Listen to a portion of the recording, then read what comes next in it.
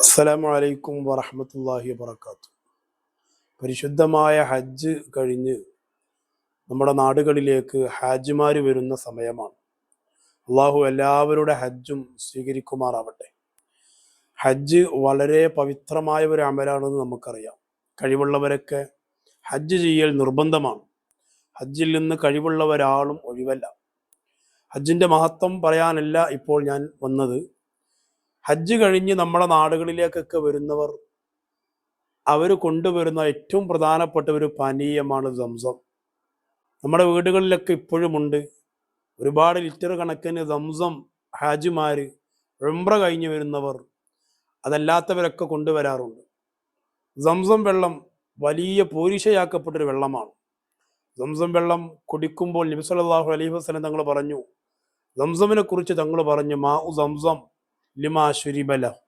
Zamzam വെള്ളം അത് എന്തിനു വേണ്ടിയാണോ കുടിക്കുന്നത് അതിന് വേണ്ടിയുള്ളതാണ്. എന്ത് ഉദ്ദേശമാണോ നമുക്കുള്ളത് ആ ഉദ്ദേശത്തിനാണ് സംസം വെള്ളം അല്ലാഹു തആല വെച്ചിട്ടുള്ളത്. നിങ്ങൾക്ക് രോഗമുണ്ടെങ്കിൽ ആ രോഗം മാറണം എന്ന ഉദ്ദേശത്തോടെ സംസം കുടിച്ചു നോക്കൂ, രോഗം മാറിക്കിട്ടും. നിങ്ങൾക്ക് കടങ്ങളുണ്ടോ, എൻ്റെ കടങ്ങളൊക്കെ മാറണം എന്ന ഉദ്ദേശത്തോടു കൂടെ സംസം കുടിച്ചു നോക്കൂ, കടങ്ങൾ മാറിക്കിട്ടും. ഇങ്ങനെ ഏത് പ്രതിസന്ധികളുണ്ടെങ്കിലും പ്രയാസങ്ങളുണ്ടെങ്കിലും സംസം അതിനൊക്കെ പരിഹാരമാണ്. മാ ഉ സംസം ലിമാ ശുരിബ ലഹു. എന്തിനു വേണ്ടിയാണോ കുടിക്കുന്നത് അതിനാണ് സംസം എന്ന് പറഞ്ഞത് ഹബീബ് റസൂലുള്ളാഹി സ്വല്ലല്ലാഹു അലൈഹി വസല്ലം തങ്ങളാണ്. നമ്മുടെ വീടുകളിലേക്കൊക്കെ സംസം വെള്ളം എത്തുമ്പോൾ നിസ്സാരമായി കാണേണ്ട ഒന്നല്ല. സംസം വെള്ളം കുടിക്കുമ്പോൾ ഒരുപാട് സുന്നത്തുകൾ നമ്മൾ പാലിക്കേണ്ടതുണ്ട്. സംസം വെള്ളത്തിൻ്റെ പോരിശ നമുക്കറിയാലോ. ബഹുമാനപ്പെട്ട ഇസ്മായിൽ നബി അലൈഹിസ്സലാം കാലിട്ടടിച്ചപ്പോൾ അവിടെ നിന്ന് ഉറവ പൊട്ടിയ വെള്ളമാണ് സംസം. സംസം എന്ന് പറഞ്ഞാൽ ഇതിൻ്റെ അർത്ഥം അടങ്ങണമെന്നാണ്. അടങ്ങണം എന്നാണ് ഇതിൻ്റെ അർത്ഥം. ആ വെള്ളത്തിന് പിന്നീട് സംസം എന്ന പേരുണ്ടായി. ഈ വെള്ളം കുടിക്കുമ്പോൾ ഒരുപാട് സുന്നത്തുകളുണ്ട്. ബഹുമാനപ്പെട്ട ഖത്തീബ് ഷിർബീനി, ബഹുമാനപ്പെട്ട തുഫയിൽ പറഞ്ഞത് കാണാം, ഷെർവാനിയിൽ കാണാം. സംസം വെള്ളം കുടിക്കാൻ ഉദ്ദേശിക്കുമ്പോൾ പ്രധാനമായും ശ്രദ്ധിക്കേണ്ട സുന്നത്തുകളുണ്ട്. ഒന്ന്, ഖിബിലക്ക് മുന്നിട്ട് കുടിക്കൽ സുന്നത്താണ്. സംസം വെള്ളം എങ്ങനെങ്കിലും കുടിച്ചു തീർക്കുക എന്നുള്ളതല്ല, അത് ഖിബിലയിലേക്ക് മുന്നിട്ട് കുടിക്കണം. മറ്റൊന്ന്, ഇരുന്ന് കുടിക്കണം. ഏതൊരു വെള്ളവും ഇരുന്ന് കുടിക്കൽ സുന്നത്താണ്. പക്ഷെ ഖിബിലയിലേക്ക് മുന്നിട്ട് കുടിക്കുന്നത് അത് സംസം വെള്ളത്തിൻ്റെ ഒരു പ്രത്യേകതയാണ്, സുന്നത്താണ്. അതുപോലെ തന്നെ മൂന്നാമതായിട്ട് ബിസ്മി ചൊല്ലണം. സംസം വെള്ളം നമ്മൾ കുടിക്കുമ്പോൾ ബിസ്മി ചൊല്ലൽ, അത് ഏത് വെള്ളം കുടിക്കുമ്പോഴും അങ്ങനെ തന്നെയാണ്. സംസം വെള്ളം കുടിക്കുമ്പോഴും ബിസ്മി ചൊല്ലണം. അതുപോലെ ഒരു ദിക്ർ, സംസം വെള്ളം കുടിക്കുമ്പോൾ ഒരു ദിക്ർ നമ്മൾ ചൊല്ലേണ്ടതുണ്ട്.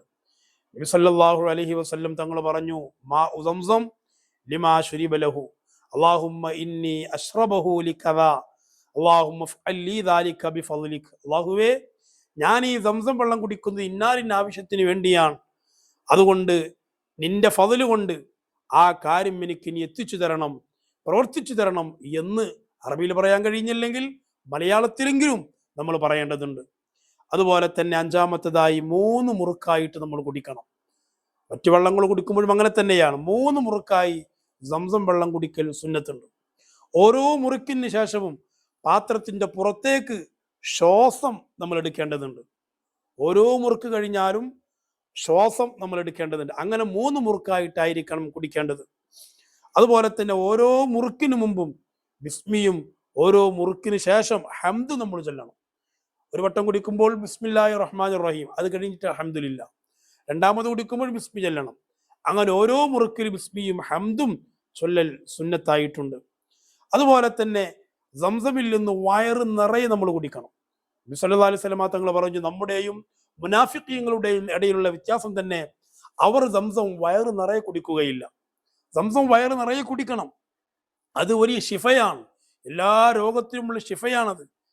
ഈ ക്യാൻസർ ഉണ്ടെങ്കിൽ, അൾസർ ഉണ്ടെങ്കിൽ, എന്ത് രോഗമുണ്ടെങ്കിലും ആ രോഗത്തിനുള്ള വലിയ ഷിഫയാണ് സംസം വെള്ളം. അപ്പൊ സംസം വെള്ളം കുടിക്കുമ്പോൾ വയറ് നിറയെ നമ്മൾ കുടിക്കേണ്ടതുണ്ട്. മുനാഫിഖീങ്ങൾ ഒരിക്കലും വയറ് നിറച്ച് സംസം കുടിക്കുകയില്ല. 9ാമതായിട്ട് കുടിച്ചു കഴിഞ്ഞതിന് ശേഷം ബാക്കിയുള്ള സംസമിൽ നിന്ന് അല്പം തലയിലും മുഖത്തും നെഞ്ഞത്തും കൊടയൽ സുന്നത്തുണ്ട്.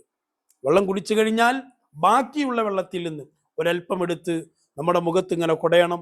നമ്മുടെ തലയിലും നെഞ്ഞത്തും അങ്ങനെ ശരീരത്തിന്റെ ഭാഗങ്ങളിലൊക്കെ ആ സംസം ഒന്ന് എത്തണം. അത് വലിയ സുന്നത്താണ്. എന്തുകൊണ്ടാണ്? ആ സംസമിന്റെ ബറക്കത്ത് കൊണ്ട് നമ്മുടെ ശരീരത്തിലുള്ള രോഗങ്ങൾ, പ്രയാസങ്ങൾ ഒക്കെ മാറിക്കിട്ടാൻ വലിയ കാര്യമാണത്. 10ാമതായിട്ട് സംസം അവന് വേണ്ടിയും മറ്റുള്ളവർക്ക് വേണ്ടിയും സ്വന്തം നാട്ടിലേക്കും അതുപോലെ ഷിഫാഇനും ബറക്കത്തിനൊക്കെ വേണ്ടി കൊണ്ടുപോകൽ സുന്നത്താണ്. ഹജ്ജിന് പോയവർ, ഉംറക്ക് പോയവരൊക്കെ സംസം കൊണ്ടുവരണം. അത് കഴിഞ്ഞ വർഷം പോയതുണ്ടല്ലോ, കൊണ്ടുവന്നതുണ്ട് എന്ന് പറയരുത്. സംസം വീട്ടിലേക്ക് കൊണ്ടുവരണം. നമുക്ക് വേണ്ടിയും നമ്മുടെ അയൽവാസികൾക്ക് വേണ്ടിയും കുടുംബത്തിലുള്ളവർക്ക് വേണ്ടിയും അതുപോലെ തന്നെ രോഗികൾക്ക് വേണ്ടിയൊക്കെ സംസം വെള്ളം കൊടുക്കണം. സംസം കുടിക്കുമ്പോൾ ഈ പ്രധാനപ്പെട്ട കാര്യങ്ങൾ ശ്രദ്ധിക്കണം എന്ന് ഓർമ്മപ്പെടുത്തുകയാണ്. അല്ലാഹു തആല സുന്നത്തുകളൊക്കെ പാലിക്കാൻ നമുക്ക് തൗഫീഖ് നൽകുമാറാവട്ടെ.